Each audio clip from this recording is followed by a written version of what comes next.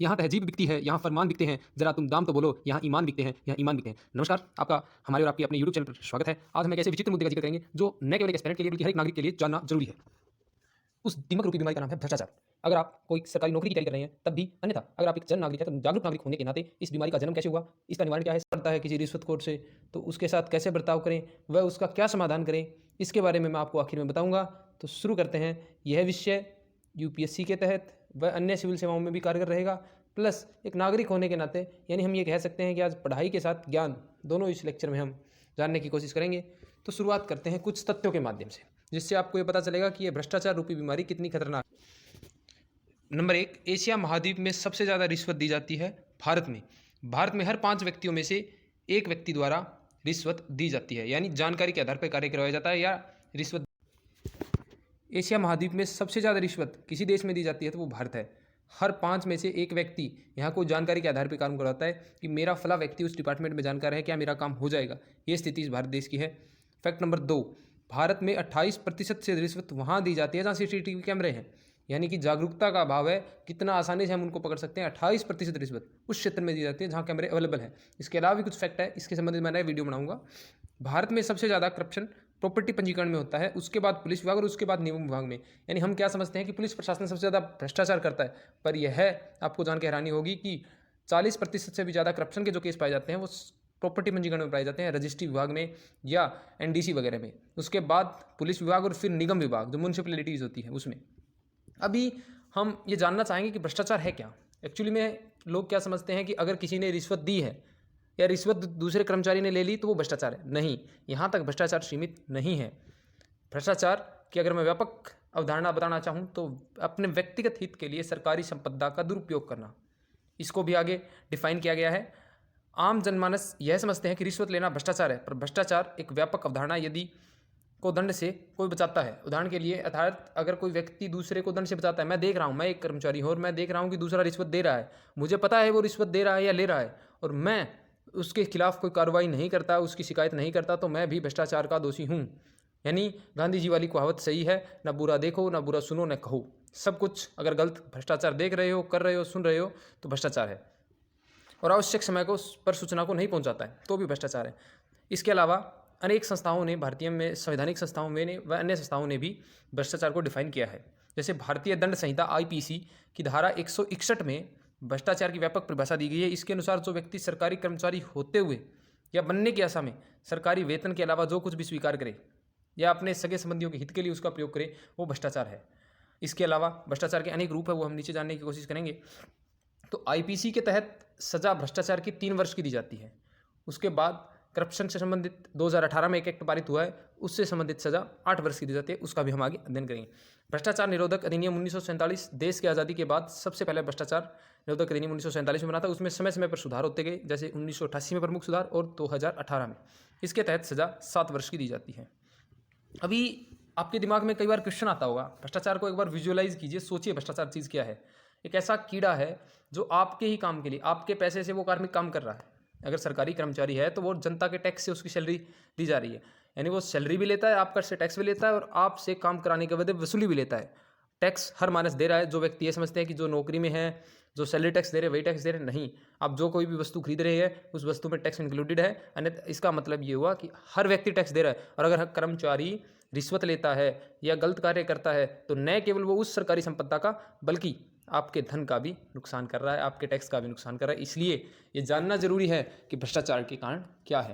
देखो, भारत की स्थिति में आपको बताऊं तो कौटिल्य के अर्थशास्त्र में भी लिखा गया है, यानी आज से काफ़ी हजारों साल पहले, कि भारत में भ्रष्टाचार उस समय भी विद्यमान था।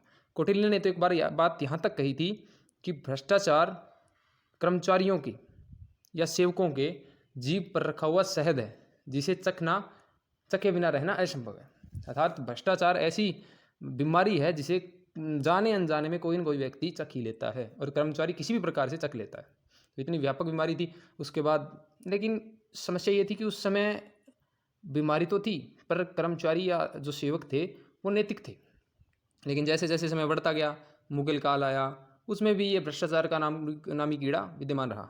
लेकिन जब अंग्रेज भारत में आए, ईस्ट इंडिया कंपनी भारत में आई,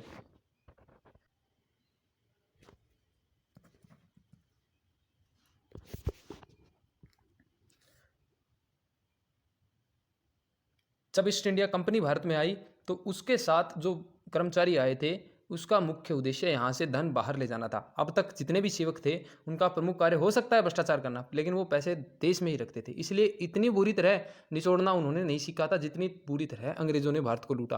अंग्रेजों का धन बहिर्गमन का सिद्धांत, वह बाहर यहाँ से पैसे बाहर जाना, वह भारत को कमज़ोर करना, ये उनका प्रमुख उद्देश्य था। इस वजह से भ्रष्टाचार अंग्रेजों के काल में अगर सबसे ज़्यादा विकसित हुआ तो ये गलत नहीं है। उसके बाद द्वितीय विश्व युद्ध तक कुछ कम था। क्यों? क्योंकि लोगों के पास जो उच्च अधिकारी थे वो जनता से जुड़े हुए नहीं थे और वो जनता से पैसे नहीं मांग सकते थे, क्योंकि जनता वैसे ही दयनीय स्थिति में। तो जो डायरेक्ट भ्रष्टाचार जिसका हम आज जिक्र करते हैं वो भ्रष्टाचार उस समय उतना विद्यमान नहीं था। लेकिन 1942 के आसपास जब सेकेंड वर्ल्ड वॉर हो रहा था तो कंपनी को और अंग्रेज़ों को सामान की ज़रूरत थी और सामान ज़रूरत के लिए वो लाइसेंस देने लग गए थे। और लाइसेंस देने के लिए भारत में तब तक उद्योगपति जगत भी पैदा हो गया था। यानी एक तरफ उद्योगपति जगत और दूसरी तरफ कंपनियां, ये दोनों मिलकर, उद्योगपति जगत को लाइसेंस चाहिए था और कंपनी लाइसेंस दे रही थी भ्रष्टाचार में। यानी तब से भ्रष्टाचार शुरू हुआ और वो भ्रष्टाचार आज तक व्याप्त है। यानी सबसे भयंकर भ्रष्टाचार अगर शुरू हुआ तो 1942 में द्वितीय विश्व युद्ध के बाद हुआ। उसके बाद के कारण हम देखेंगे। ऐतिहासिक कारण, जैसा कि मैंने बता दिया, सेकेंड वर्ल्ड वॉर वाला जो कारण है वो ऐतिहासिक कारण है। उसके बाद जब भारत का विभाजन हुआ तो मुस्लिम जो प्रशासक थे वो चले गए पाकिस्तान में, ब्रिटेन के प्रशासक यानी अंग्रेज थे वो चले गए इंग्लैंड में, तो बच गए पीछे भारत वाले प्रशासक जो कि बहुत ही कम मात्रा में थे।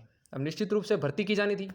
अब भर्ती की जाती तो प्रशासक थे नहीं, न कोई ऐसी भर्ती की एजेंसी थी, इसलिए सबसे पहली भर्ती लूट प्रथा वाली भर्ती थी। उसमें कर्मचारियों को पैसे के माध्यम से भ्रष्ट तरीके से भर्ती किया गया। अब भ्रष्टाचार कब व्याप्त होता है? जब सबसे ज़्यादा भ्रष्टाचारी कार्मिक आते हैं, क्योंकि वो भ्रष्टाचार से कोई कार्मिक अगर संगठन में आता है तो उसका प्रमुख उद्देश्य धन लेना होता है, धन कमाना होता है। इसीलिए अगर मैं एक शब्द में कहना चाहूँ तो अगर जिस दिन भर्तियां भ्रष्टाचार रूपी होने रुक गई उस दिन भ्रष्टाचार पर 60 से 70% तक अंकुश लग जाएगा। यानी अगर आप भ्रष्टाचार से संगठन में जाने की सोच रहे हैं तो निश्चित रूप से आप कल को भ्रष्टाचारी बनेंगे, ये तो निश्चित है। हो सकता है आप कुछ समय बाद अपनी स्थिति में सुधार कर लीजिए, पर बहुत मुश्किल होता है। ये एक ऐसा कीड़ा है, एक ऐसी हड्डी है जैसे कुत्ते के मुंह में हड्डा है। तो तब से भ्रष्टाचार शुरू हुआ, उसके बाद आज तक ये व्याप्त है। दूसरा कारण निर्धनता। कर्मचारियों की सबसे बड़ी समस्या निर्धनता है। एक्चुअली में जो बड़े अधिकारी है और जो निम्न कर्मचारी है उनकी आय में बहुत बड़ा असमानता है। तो निम्न स्तर के कर्मचारी उच्च स्तर के कर्मचारियों जैसा कुछ करने का प्रतीत करते हैं। अब क्या होता है, पहले सरकारी नौकरी में, अब सरकारी नौकरी में सारे एक जैसे तो नहीं है। किसी की सैलरी हो सकता है 1.5 लाख हो, किसी की सैलरी हो सकता है 30,000 हो, 20,000 हो, 15,000 हो। तो 15,000 वाला सोचता है, स्टेटस तो रखता है सरकारी नौकरी का, इसलिए वो उसके बराबर जाना चाहता है। अब बराबर वैधानिकता से जा नहीं सकता, अगर वो मेहनत करेगा तो जाएगा, पर दूसरे तरीका वो अपना लेता है। आर्थिक स्थिति, भारत में कर्मचारियों की गरीब स्थिति, और ये तो चलो अभी हालत में सुधार हुआ, लेकिन पहले क्या देखा जाता था, वेतन कम होता था और ज़्यादातर कार्मिक भर्ती इसीलिए होते थे कि अपना गुजारा चल जाए। अब गुजारा चल जाए भर्ती इसीलिए, लेकिन बाद में जब उन्हें नया माध्यम मिल गया तो वो उसका सहारा लेते थे, यानी भ्रष्टाचार करते थे। बदलती परिस्थितियाँ, पहले भारत में सादा जीवन उच्च विचार जैसी विचारधाराएं थी, लेकिन आजकल लोगों की विचारधाराएं बदल गई है। आज यह माना जाता है कि जिस के पास धन है वो सबसे ऊंचा है, और इस वजह से, इस अवधारणा की वजह से लोग अपना हित चाहते हैं, देश का हित, अन्य का हित नहीं चाहते हैं, और वो भ्रष्टाचार करते हैं। अब भ्रष्टाचार क्या क्या है हम नीचे और जानेंगे, लेकिन प्रमुखतः भ्रष्टाचार है अपने हित के लिए देश के संसाधनों का प्रयोग करना। चाहे वो ऑफिस में कोई स्टेशनरी का प्रयोग कर रहा है, चाहे वो कोई भाई को भतीजावाद करके भर्ती दिलवा रहा है, चाहे वो सरकारी साधनों का दुरुपयोग कर रहा है, सब कुछ भ्रष्टाचार है। लेकिन हम समझते हैं, और एक बात मैं फिर बता दूं, आखिर में भी बताऊंगा कि रिश्वत देना व रिश्वत लेना एक्ट 2018 के अनुसार दोनों अपराधी हैं। तो अगर कोई व्यक्ति दे के खुश हो रहा है कि मैं तो अपराधी नहीं हूं, तो निश्चित रूप से अगर आप सीसीटीवी कैमरे की नज़र में हैं तो आपके प्रति शिकायत होती है, तो देन आप दोनों दोषी हो। लोगों की अवधारणाएं, क्या हो गया कि लोगों ने ऐसे विचार बना लिए हैं कि जब तक पैसे नहीं देंगे तब तक काम नहीं होगा। भाई ये सबसे गलत विचारधारा है। मैं भी एक कार्मिक हूँ, अन्य कार्मिक, हम सब आपके नौकर हैं। आपके पैसे से हम काम कर रहे हैं, आपकी सैलरी से, माफ़ कीजिए, हमारी सैलरी, हमारे भत्ते, सब कुछ आपके टैक्स से आ रहे हैं। हम आपकी सेवा के लिए हैं, तो हमसे डरे ना, और ना डरने की ज़रूरत है, बल्कि डरना तो हमें आपसे चाहिए, क्योंकि हम जवाबदार बनते हैं। जैसे हम कोई मज़दूर को लेके आते हैं और उस मज़दूर को पैसे देते हैं, तो उस मज़दूर को डर लगता है शाम तक कि अगर काम नहीं किया तो शाम को पैसे देगा या नहीं देगा। तो वैसी ही पावर आपकी है, जनता की है, हमारी है, कि हम जब तक टैक्स नहीं देंगे, जब तक टैक्स दे रहे हैं, तो उसकी जवाबदेही बनती है कर्मचारी की, अधिकारी की, कि वो काम सही से करे, अन्यथा उसके पैसे काट लिए जाएंगे। तो ऐसा सिस्टम होना चाहिए, लेकिन है नहीं। कार्य की विपरीत परिस्थितियाँ, ये भी एक प्रमुख कारण। अब कुछ समस्याएं केवल दूसरे लेवल पे नहीं है, पहले लेवल पे भी अर्थात कर्मचारियों की भी है। जैसे पुलिस विभाग में एक पुलिस सुधारों की रिपोर्ट मैं आगे डिस्कशन करूंगा। 14-14, 15-15 घंटे कार्य करना पड़ता है। अब कोई कार्मिक 14-15 घंटे कार्य करे, विपरीत परिस्थितियों में कार्य करे, अधिकारियों की डांट सुनकर कार्य करे, और लोग पहले उसे बदनाम कर देते हैं, जैसे पुलिस प्रशासन के लोग। तो वो क्या करेंगे? वो सोचते हैं बदनाम तो पहले ही है, इतना काम कर रहे हैं, इससे अच्छा कुछ पैसे ही कमा लेते हैं। इस वजह से वो भ्रष्टाचार की इस शाखा में जुड़ जाते हैं। उसके बाद मानसिक स्थिति ऐसा हो गया है, घर का दबाव होता है, समाज का दबाव होता है, तो वो क्या करे? उसको कर्मचारी की भी समस्याएं हैं। संवैधानिक संरक्षण, संवैधानिक संरक्षण आर्टिकल 311 है संविधान का, वो प्रोटेक्ट करता है एक कर्मचारी को, किसी भी प्रकार के उसके ऊपर कानूनी या कोई वैधताएं हैं वो, जिस वजह से भी समस्याएं पैदा होती है। आर्टिकल 311 ये प्रावधान करता है कि कोई भी व्यक्ति, कोई भी कर्मचारी जिसने उसको अपॉइंट किया है, उससे नीचे का व्यक्ति कर्मचारी उसको न तो हटा सकता है, न सजा दे सकता है। इससे संबंधित इसके अलावा अन्य भी, हम पेचीदियों में नहीं जाएंगे, अन्य भी संविधान में प्रावधान 311 में, अगर आप कहेंगे तो मैं इससे पे अलग से वीडियो बना दूंगा। 311 में अन्य प्रावधान हैं जो कर्मचारी को बचाते हैं। व्यापारी वर्ग द्वारा प्रोत्साहन, तो भ्रष्टाचार शुरू अगर किसी वर्ग द्वारा किया गया था तो गलत नहीं होगा कि कॉर्पोरेट और व्यापारी घरानों द्वारा किया गया था 1942 में। यही व्यापारी घराने आज भी प्रोत्साहन कर रहे हैं। जैसे कोई कंपनी है, वो कंपनी अपने निजी हित के लिए, अपनी हित में पॉलिसी बनवाने के लिए सचिव या अन्य अधिकारी कर्मचारियों को पैसा देगा और अपने हित में नीति बनवाएगा। जब अपने हित में नीति बनवाएगा तो लाभ कमाएगा।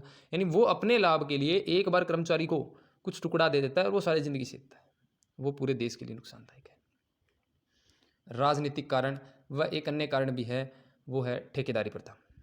वो ठेकेदारी प्रथा हम आगे डिस्कस करेंगे। राजनीतिक कारण क्या होता है? राजनीतिज्ञ भी मिले हुए हैं, पीछे भी बहुत घोटाले हुए थे, कार घोटाला, बोपार्स घोटाला, 2G घोटाला, अनेक ऐसे घोटाले हैं जिनमें नेता जुड़े हुए हैं। अब जब नेता, प्रशासक किसके प्रति जवाबदेही है? स्थायी कार्यपालिका है, वो जवाबदेही है अस्थायी कार्यपालिका के प्रति, मंत्रियों के प्रति। लेकिन जब मंत्री खुद ही भ्रष्टाचारी हैं तो वो क्यों काम करने देंगे, वह किस प्रकार काम करने देंगे, ये एक निश्चित समस्या है। यानी अगर कर्मचारी ईमानदार बनना भी चाहें तो या तो उसे ट्रांसफर कर दिया जाता है, जैसे कि अशोक खेमका, और अगर ईमानदार बन के न रहना चाहे तो समस्याएं पैदा होती है। तो वो उस सिस्टम में ढल जाता है। यानी एक, जब आज कोई व्यक्ति शुरू में सिस्टम में जाता है तो वो अच्छा होता है, उसकी अच्छी सोच होती है, वो क्रांतिकारी सोच का होता है, बोले मैं बदल दूंगा। लेकिन जब सिस्टम में जाता है तो राजनीतिज्ञों की बजाय, कहीं, मैं पूरी तरह नहीं कहता, पर कहीं ना कहीं राजनीतिज्ञ इस परिस्थिति को ऐसा कर सकते हैं। आखिर में मैं एक सुझाव दूंगा, उस समय आपको बताऊंगा कि एक राजनीतिज्ञ किस तरह से पूरे सिस्टम में बदलाव कर सकता है, नेता किस तरह से बदलाव कर सकते हैं। देखिए, भ्रष्टाचार के रूप क्या है। संतानम कमेटी आई थी, 1962 में नियुक्ति की गई थी इसकी, और 1964 में इसने अपनी रिपोर्ट दी थी। उस रिपोर्ट के अनुसार बताया गया था कि भ्रष्टाचार के रूप है क्या क्या, भ्रष्टाचार क्या क्या है। जैसे परिवार के लिए वित्तीय भौतिक साधन प्राप्त करना, जैसे मैं पैसे प्राप्त करूं, केवल पैसे नहीं हैं, मैं कुछ भी प्राप्त करूं। जैसे मैंने किसी व्यक्ति को कह दिया कि आप मुझे गिफ्ट दे दीजिए, मैं ये काम आपका कर दूंगा, क्यों भाई? तो वो काम भी अगर मैं देश के हित के, देश के संसाधनों के लिए किसी से समझौता करूंगा तो वो भ्रष्टाचार है। सरकारी वाहन का उपयोग गलत तरीके से करना, सरकारी स्टेशनरी का उपयोग, हम कई बार सोचते हैं कि 1-2 पेन चक्के ले आता हूँ, पर वो भी भ्रष्टाचार है। मैं कह रहा हूँ जाने अनजाने में भ्रष्टाचार हो जाता है। तो जानिए, जो प्रशासक बनने वाले हैं वो भी जानिए, और जो दूसरे व्यक्ति हैं, जैसे मेरा कोई दोस्त है जो कार्मिक है, प्रशासन में है, तो मैं उसको बता सकता हूँ, समझा सकता हूँ। इस तरह आप भी जानिए, और अंत में बताऊंगा कि किस तरह आप पकड़ सकते हैं। चिकित्सक द्वारा झूठे प्रमाण पत्र बनाना, क्योंकि जिसको, जो प्रशासन में, उसको पता ही है, झूठे प्रमाण पत्र बना लिए जाते हैं, झूठे बिल बनवा लिए जाते हैं, उनको पास करवा लिया जाता है। अब सोचने की बात है, अगर किसी व्यक्ति की बीमार दिखा के झूठा, उसके परिवारजनों में या उसको ऑफिस में क्लेम किया जाए मेडिकल का, फर्जी मेडिकल का, तो ये न केवल संसाधनों की हानि है, संसाधन की पूर्ति हो जाएगी, पर उस व्यक्ति की मानसिकता देखिए, किस मानसिकता तक वो चला गया। मेरे पास भी 1-2 ऐसे केस आए थे जब मैं कार्यरत हूँ तब, कि 1-2 व्यक्ति ऐसे जो इस बात का जिक्र करते हैं, तो निश्चित रूप से मैंने उनको बहुत समझाया, हालांकि वो मान गए हैं। तो ये समस्या है। स्पीड मनी, स्पीड मनी एक ऐसी कंसेप्ट है जिसमें एक व्यक्ति पैसे दे करके अपने काम की स्पीड को बढ़वाना चाहता है। जैसे किसी को, मेरे को कोई काम की जरूरत है, मैं ऑफिस के चक्कर नहीं काट सकता, इस वजह से मैं 500, 1000, 2000 जैसे प्रकार का भी काम है, उस काम को जल्दी कराने के लिए पैसे कार्मिक को दे देता हूँ। अब एक बार मैंने कार्मिक को पैसे दे दिए, उसकी आदत ऐसी बिगड़ जाएगी कि चाहे अगले की कितनी मजबूरी हो, जब तक उसको पैसे नहीं मिलेंगे तब तक वो काम नहीं करेगा। यानी आपका 1 दिन की जल्दी, 2 दिन की जल्दी उस कर्मचारी की पूरी ज़िंदगी खराब कर देती है, और हो सकता है वो पूरे सिस्टम को बिगाड़ दे, क्योंकि आपसे सिस्टम का सुधार होगा। तो स्पीड मनी वो होता है जल्दी काम कराने के लिए पैसे दे देना। कमीशन रूपी भ्रष्टाचार, ज़्यादातर ठेके आपने देखे होंगे, सड़कें हैं, नालियाँ हैं, पुल हैं, गिर जाते हैं, टूट जाते हैं, फट जाते हैं। इसका सिस्टम दिक्कत क्या है? क्योंकि एक रिपोर्ट आई थी, उसमें हवाला दिया गया कि मिस्त्री से लेकर के एक्शन तक, SC तक, सारे ये एक सर्वे भी है, एक रिपोर्ट भी है। इसमें कहा गया है कि सारे व्यक्ति 7 से लेकर 11% कमीशन में काम करते हैं। अभी जो ठेकेदार जिसने पहले ही 11-15% उस ठेके में से किसी को दे दिया हो, तो उसके बाद वो अपना हित तो करेगा। तो जिस प्रकार उसको उससे तो बहुत नुकसान है, क्योंकि देश में एक तो संसाधनों का वो नुकसान कि कार्मिक को उसने पैसे दे दिए। दूसरा नुकसान ये हो गया कि उसने जो मटेरियल यूज़ किया है वो बड़े ख़राब क्वालिटी का यूज़ किया है, जिस वजह से वो दूरगामी रूप से, अगर वो पुल गिर जाता है, अगर वो सड़क फट जाती है, अगर रेलवे लाइन की लाइनें ख़राब हो जाती हैं, तो इससे कितना जनमानस को हानि होगी वो नहीं सोचते हैं। उन्हें तत्कालिक लाभ दिखता है। निश्चित रूप से ऐसी विचारधारा आज के समय में नहीं होनी चाहिए। आप सोच कर देखिए किस हद तक भ्रष्टाचार हमारे अंदर घुस चुका है। अधिकारियों के दौरे के समय क्या होता है, अधिकारी अधिकतर समय नीचे ऑफिसों में आते रहते हैं, मंत्री आते रहते हैं, नेता आते रहते हैं, तो उनकी खातिरदारी के लिए जो नीचे वाले कार्मिक है वो अपनी जेब से पैसे लगाते हैं। अब सीधी सी बात है, उसको खुश करने के लिए, ताकि वो उसकी एसीआर अच्छी लिख दे और उसकी रिपोर्ट अच्छी कर दे, उसका जल्दी प्रमोशन हो जाए। जबकि जो नहीं कर पाता उसका वो प्रमोशन नहीं करते और उसके पास पैसे नहीं है, तो वो क्या करेगा, कहाँ से पैसे लाएगा? क्योंकि नीचे वालों की तो वैसे मैंने कह दिया शुरू में समस्या है कि पैसे थोड़े हैं, तनख्वाह थोड़ी है, तो वो करप्शन करेगा। वो सोचेगा ये मैं मेरे लिए थोड़ी कमा रहा हूँ, मैं तो उसके लिए कमा रहा हूँ। लेकिन जब वो एक बार इस ट्रैप में फंस गया तो निश्चित रूप से इससे निकलना बड़ा मुश्किल हो जाएगा। फिर वो सैलरी को तो ऊपर का मानेगा, मतलब सैलरी को तो अकाउंट में पड़ा रहने दो और बाहर वाला यूज़ कर लो, और बाहर वाले की कोई सीमा नहीं होती। ये ऐसा फंस जाएगा कि आप पूछिए मत। सरकारी धन की फिजूल खर्ची भी एक कारण है। जहाँ जरूरत नहीं है वहाँ धन का पैसा, सरकारी धन का प्रयोग कर दिया, तो ये भी नुकसान है। स्वर्गीय राजीव गांधी का वक्तव्य मुझे ध्यान आ रहा है कि उन्होंने कहा था कि अगर ऊपर से 100 रुपये मैं भेजता हूँ तो 15 रुपये ही उस व्यक्ति तक पहुँच पाते हैं जिसको जरूरत है 85 रुपये तो बीच में ही खराब हो जाते हैं। अब 85 रुपये बीच में खराब हो जाते हैं, इसका अर्थ भ्रष्टाचार कितना व्यापक है। और 85% अगर बीच में खराब हो जाते हैं तो समझिए, हालांकि आज के समय में काफ़ी सुधार हुआ है, 85 तो नहीं, पर फिर भी आज भ्रष्टाचार विद्यमान है। अभी भ्रष्टाचार के प्रभाव क्या होंगे, हम ये देखेंगे कि भ्रष्टाचार, चलो एक तो कह दिया कि देश का टैक्स जो देने वाला है उसके साथ ये धोखा है। आप ये समझिए कि आपकी घर की तिजोरी में पैसे पड़े और उस तिजोरी पे कोई डाका लगा रहा है, वो है भ्रष्टाचारी। और वो बाबूजी जो अपने आप पे चोड़े हुए रहते हैं और वो कहते हैं कि मैं ऊपर की कमाई करता हूँ, मैं ये हूँ, मैं वो हूँ, वो चोर है और वो आपकी और मेरी तिजोरी में से पैसे निकाल रहे हैं। अब आपकी तिजोरी में से, घर में से अगर कोई पैसे निकाले तो आपको कैसा लगेगा? वैसा ही प्रतीत आपको भ्रष्टाचारियों के प्रति होना चाहिए। जन जागरूक होना पड़ेगा। भ्रष्टाचार के दूरगामी प्रभाव, जनता का विश्वास खत्म होता है। देखो जनता की समस्या क्या है कि अगर आज किसी से पैसे लेके काम किए तो सरकार कैसी है, इसका हम पहले भी डिस्कशन कर चुके हैं कि सरकार कैसी है, ये निर्धारित कौन करता है? लोग, प्रशासन। तो जब प्रशासन में भ्रष्टाचार है, जैसे कोई बीपीएल का कार्ड बनाना है तो जो व्यक्ति लायक है उसका कार्ड नहीं बना, कोई मंत्री का जानकार है उसका कार्ड बन गया बीपीएल का कार्ड। अब सोचने की बात है, जिसका कार्ड बनना चाहिए था उसको राशन नहीं मिल रहा है, तो वो सरकार पे, समाज पे, प्रशासन पे, सारों के प्रति उसकी विचारधारा कैसी होगी? तो जनता का विश्वास उठ जाता है ऐसे लोगों से, सरकार की छवि खराब हो जाती है। और शिक्षा पे विश्वास, ये बड़ी समस्या है। अभी नौकरियों में अगर भर्ती पारदर्शिता से नहीं होगी, जैसे पीछे भी एक हरियाणा में रिजल्ट आया था जूनियर सिस्टम इंजीनियर का या ऐसा कुछ था, असिस्टेंट शायद, तो उसमें 100 में से 100 लेने वाले, 90 में से 90 लेने वाले व्यक्ति भी सफल नहीं हो पाए थे जनरल कैटेगरी में। ऐसी 1-2 भर्तियाँ और भी बिजली बोर्ड में निकली। मैं ये नहीं कह रहा है भ्रष्टाचार है, पर लोगों के मन में विश्वास उठ रहा है। ऐसी अनेक भर्तियाँ पीछे हुई, ग्राम सचिव का पेपर कैंसिल होना, सेंट्रल लेवल पे भी समस्याएं हैं, एसएससी में भी ऐसी समस्याएं हैं, यूपीएससी में हाँ तक कम है, लेकिन हर लेवल पे इन भर्तियों में देखने को मिलती है। तो जब एक व्यक्ति को, एक आम नागरिक को, एक बच्चे को ये लगेगा कि पैसे दे के भर्तियाँ हो रही है, तो जो जिसके पास पैसे हैं वो तो सोचेगा मैं पैसे दे के पढ़ लूँगा, पैसे दे के नौकरी लग लूँगा, और जिसके पास पैसे नहीं है वो ये सोचेगा मेरे बस की बात है ही नहीं, मैं कोई धंधा और ही कर लेता हूँ। हो सकता है अगर वो फिर किसी दूसरे रास्ते पे चला जाए, वो आतंकवादी बन जाए, वो चोरी करने लग जाए, वो झूठ बोलने लगे, कुछ भी करे। यानी एक आतंकवादी बनाने का काम भी किसका है? सिस्टम का। और सिस्टम में समस्या भ्रष्टाचार की है। कितना भयानक भ्रष्टाचार है, इसको आप विजुअलाइज करिए। लागत बढ़ना, अब कोई प्रोजेक्ट है, जैसे बजट शिक्षा में अलॉट होना था कुछ, और इसकी वजह से, भ्रष्टाचार की वजह से, सरकार को पहले बताया कि कुछ पैसे तो जाने ही जाने हैं निश्चित रूप से, तो उसमें बजट पैसा फालतू डालती है। अब पैसा फालतू डालेगी तो पैसा आएगा कहाँ से? टैक्स से। तो सरकार टैक्स बढ़ा देगी, क्योंकि सरकार घाटा करेगी। देखो देश के घर पे घाटा है, अगर एक घर में 10 व्यक्ति हैं, एक व्यक्ति उसमें से ज़्यादा खर्चा करता है तो घर को संसाधन तो कहीं न कहीं से लाने पड़ेंगे उसके लिए, पूर्ति के लिए।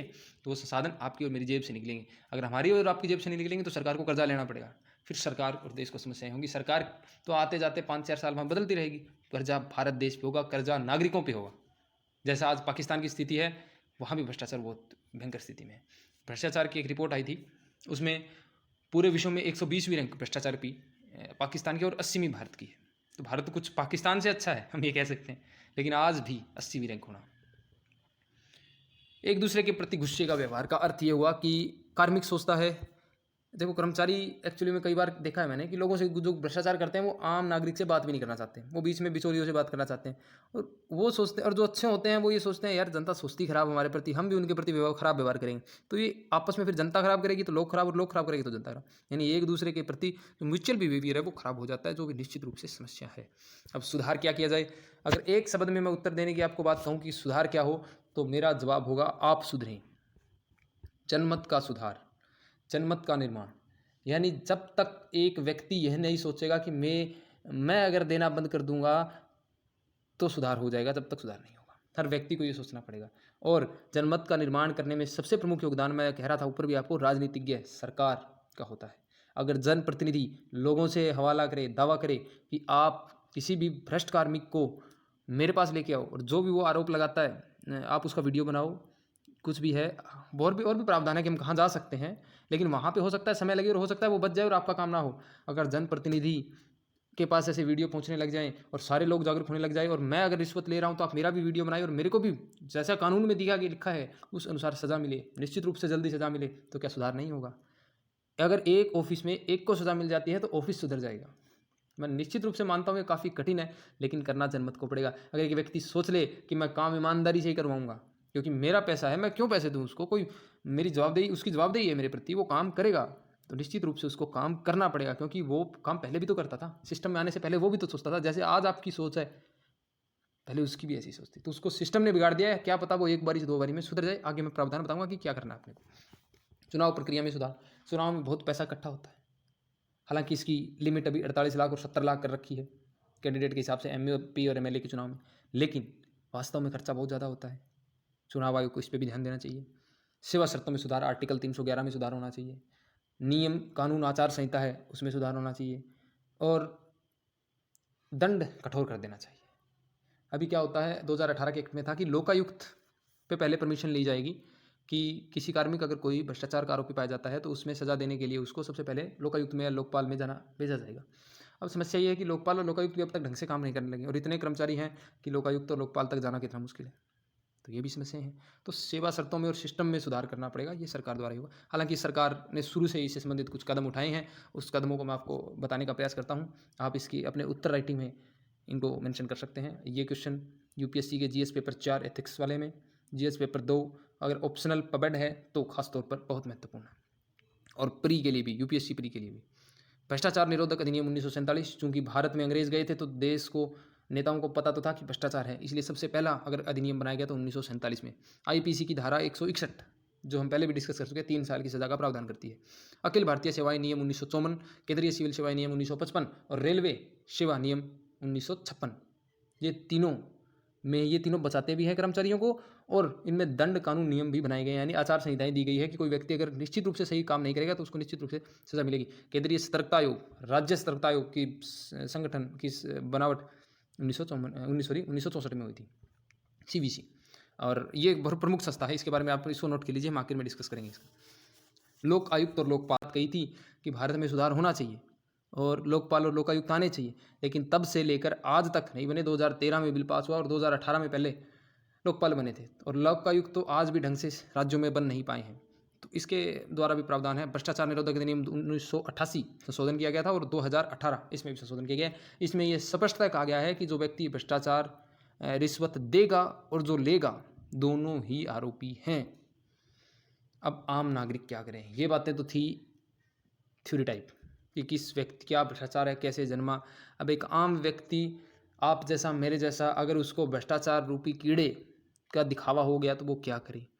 तो सबसे पहले तो आपको क्या काम करना है, जैसे भी कोई आपसे रिश्वत मांग रहा है, या अगर आपका काम नहीं कर रहा और बदले में कह रहा है कि मुझे पैसे दो, और आपने पैसे दे दिया ना दिए, क्या करें मैं बताऊंगा।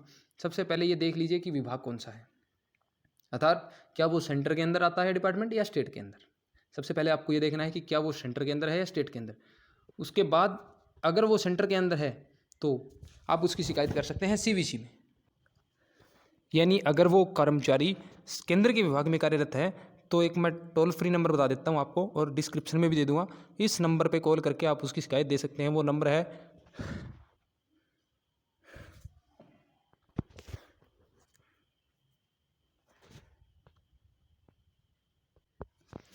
अर्थात अगर वो कर्मचारी केंद्र के किसी विभाग में कार्यरत है तो मैं आपको एक टोल फ्री नंबर बता देता हूँ। सपोज कीजिए जैसे कोई इनकम टैक्स सेंटर में है तो उस सेंटर में अगर कोई कर्मचारी है तो उसकी शिकायत आप सीवीसी में कीजिए। और सीवीसी के लिए मैं आपको टोल फ्री नंबर बता देता हूँ और डिस्क्रिप्शन में भी वो नंबर लिख दूंगा, आप उस नंबर पे उसकी शिकायत कर सकते हैं। वो नंबर है 1800-222-021। इस नंबर के माध्यम से आप वहाँ पर उसकी शिकायत कर सकते हैं। इसके अलावा अगर कोई कर्मचारी राज्य का है, राज्य के डिपार्टमेंट का है और अगर आपसे करप्शन की मांग कर रहा है, जैसे नगर निगम का कोई कर्मचारी करप्शन की मांग कर रहा है, तो जिस भी राज्य का हो तो एंटी करप्शन ब्यूरो, जैसे सपोज करो हरियाणा का है तो anti corruption bureau Haryana search करोगे तो आपको वहाँ के करप्शन ब्यूरो की सारी डिटेल्स आ जाएगी। उस डिटेल पे आप फ़ोन करके सीवीसी के विभाग को या एंटी करप्शन ब्यूरो के विभाग को सूचित कर सकते हैं और वो अपनी कार्रवाई करेंगे। अब एक समस्या आपके सामने आती है कि मैं कैसे बताऊं उसको या मैं उसको कैसे पकड़ूं, तो इसके लिए मैं एक सुझाव देता हूं और वो बहुत उनके पास एक टेक्निक होती है रंगे हाथों पकड़ने की। कैसे बताता हूँ, जैसे जिस दिन भी आप पैसे देने वाले हो, उस कर्मचारी ने सपोज करो आपसे पैसे मांग लिए, तो जिस दिन भी आप पैसे देने वाले हो उस दिन आप अपने नोटों के नंबर या तो उनको बता दीजिए, जो भी टीम सीवीसी या जो भी टीम है उसको आप या तो वो नंबर बता दीजिए या वो नंबर अपने आप देख लेंगे। दूसरी बात, वो उन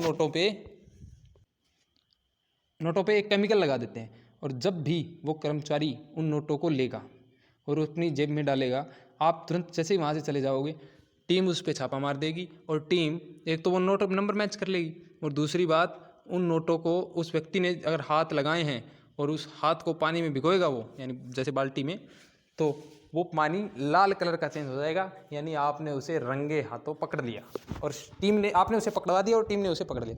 फिर उसके बाद उसके खिलाफ कार्रवाई होगी। तो ये एक साधारण सा तरीका है जिसके माध्यम से आप किसी को पकड़वा सकते हैं। इसके अलावा अनेक भी तरीके हैं, जैसे आप ऑडियो बना सकते हैं, उसका आवाज़ पकड़ना उनका काम है, आप ऑडियो बना सकते हैं, आप वीडियो बना सकते हैं, आप आरटीआई लगा सकते हैं, आप उच्च अधिकारियों को सूचित कर सकते हैं। ये सारे तरीके हैं, लेकिन सबसे प्रमुख तरीका ये है कि कुछ भी हो जाए आज आप एक प्रण कर लीजिए कि रिश्वत न देनी है, ले लेनी है। इसके अलावा NCRB, national crime record bureau, वो भी कह रहा है कि भारत में भ्रष्टाचार बढ़ रहा है और भ्रष्टाचार में 2 प्रमुख राज्य है, उसके नाम बताए हैं। पहले नंबर पर महाराष्ट्र और जहाँ मुंबई है, दूसरे नंबर पर ओडिशा। तो ये 2 राज्य हैं। इसके अलावा रिश्वत देने वाला और लेने वाला दोनों अपराधी हैं। अगर आप भी रिश्वत दे रहे हैं तो आप भी चोर हैं, चोर का साथ देने वाला चोर है और आप भी अपराधी हैं। कानूनी रूप से तो आपको सज़ा है, नैतिक रूप से भी आप अपना जिम्मेदारी नहीं निभा रहे हैं।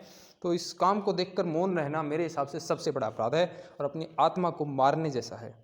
तो जागरूक बनिए, जनमत का निर्माण कीजिए, परिस्थिति पूर्वक बदलिए और भ्रष्टाचार को ख़त्म कीजिए, क्योंकि हम पे एहसान नहीं कर रहे वो, और मैं अगर खुद कार्मिक हूँ तो हम आप पे कोई एहसान नहीं कर रहे। This is our duty.